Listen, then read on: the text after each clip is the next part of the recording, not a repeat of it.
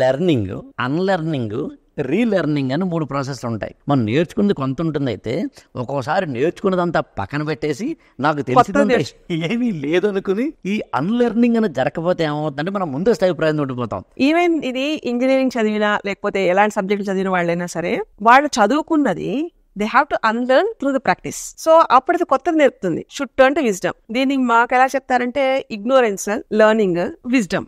So ignorance ఏంటంటే నాకు తెలియదు, తెలుసుకునే ప్రయత్నం నేను చేస్తాను అనుకోవడం అనేది కూడా ఇగ్నోరెన్స్ లో ఉండదు, ఎందుకంటే కంప్లీట్ గా రావండి. లెర్నింగ్ లో as you have to sit on that.